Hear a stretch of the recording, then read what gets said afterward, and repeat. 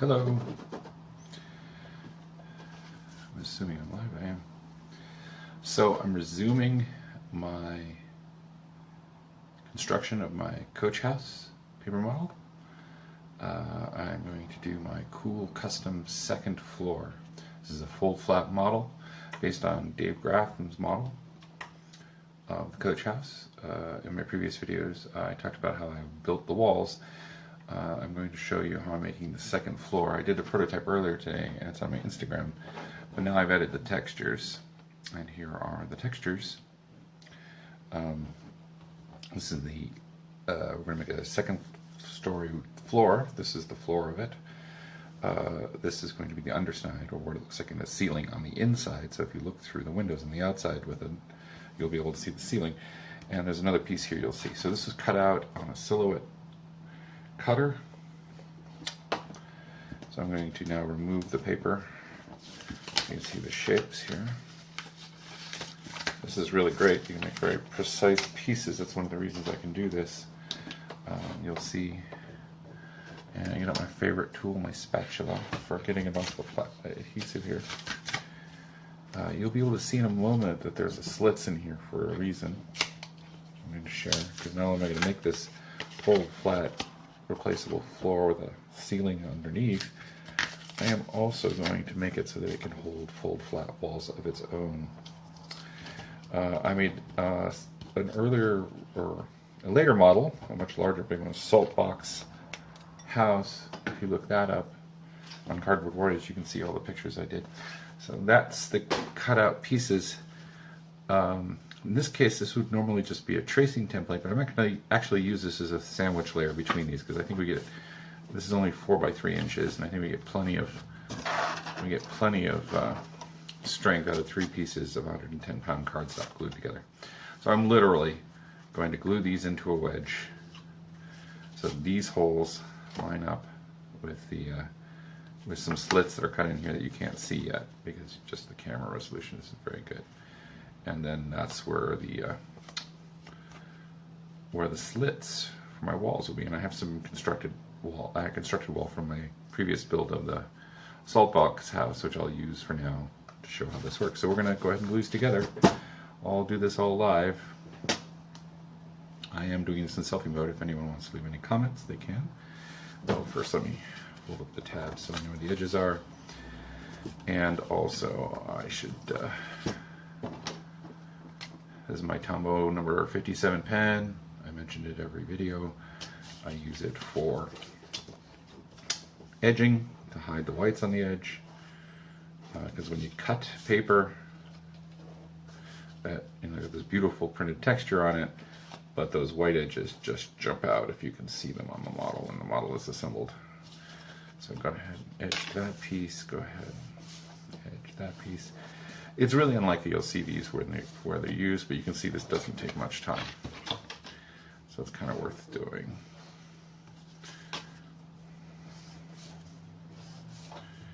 It's no big deal. Swipe, swipe, swipe. It's only a big deal if you have to try to do it by, you know, trim the edge, which I don't. Okay, let's glue this in. I think I'll focus first on the floor part. And just glue everything except where the holes are. So those who watched my earlier video saw me talk about this glue, the Scotch Create Permanent Glue, clear glue pen, which I tried to use to glue my other pieces together. I found out that was a bad idea. They all came apart and I got this thin layer of shiny glue on both sides. I had to use spray adhesive to spray all the pieces that I did before. They're holding together fine now, but for paper on paper, this is still the right glue, so that's what I'm using it.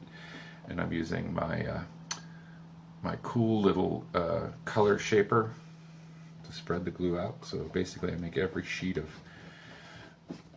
paper on paper glue into an adhesive sheet by doing this technique. Line it up nicely. Little tabs. This has 4 tabs, so it's really helpful to line it up properly. I use this thing whose name I've forgotten, but a roller thing to roll, make all the contacts. And I'm going to do the other side. I'm going to do it all at once. reason I really like this glue is it sets really fast. It's really workable until you push it all out, and it dries pretty quick. And then when I'm done with what I'm doing today, I'm going to also put these between pressed books, just like everybody does. But one of the things I like about my hobby and this glue is that I can get very rapidly from cut object to completed object. So I'm very happy with that one. A little glue here. Trying not to get any in the open slots where the tabs are going to go for the inserted walls, little room walls. Here now I'm going to put on the ceiling texture on the bottom. This is what will be underneath. There's the floor. There's the ceiling of the second floor. So I got some glue goobers here. It's not exactly lined up, so I'm going to go ahead and do a little extra edging here while everything's still setting. So that floor is actually ready.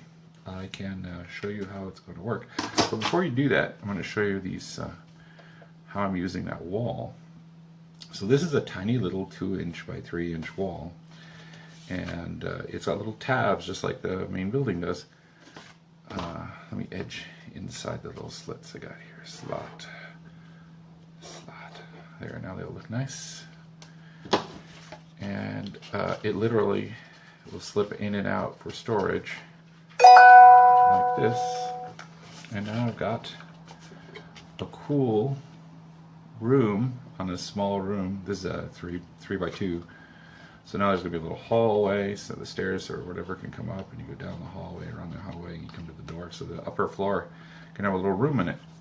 All right, so I'm going to take that apart for now, and I'm going to show you how it looks assembled. We're almost done here. All right, as per the instructions I showed in my latest Instagram post, I figured out a good way to assemble this. I take the tall back wall, and I take each one of the long sides, and I assemble them flat here on the table. They go in real fast that way because I don't have to move 2 pieces. I'm only adjusting one piece when I'm trying to get it in. It helps if I put it in the slot though.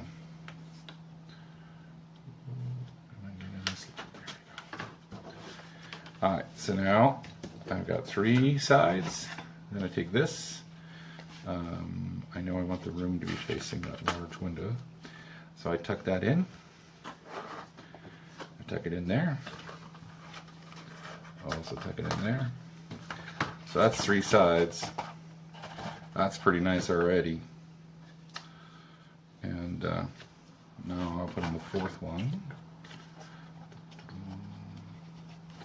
I've added a slot to the 4th wall to allow it to also attach to make that room really nice and tight, even though it's folded. It's all just slit folded like that. You can see underneath how it fits.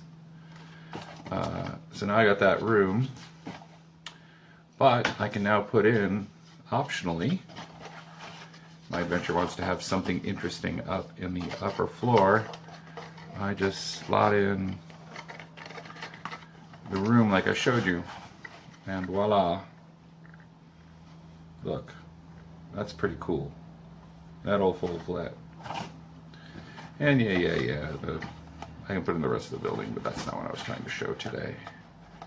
But I'm going to do the main floor much the same way, so it'll have, not only is it a playable interior, it's a player interior with subrooms, so you can have players, you know, maybe I'll put an entrance for the hallway here. I'm thinking about including on my fold flat staircases.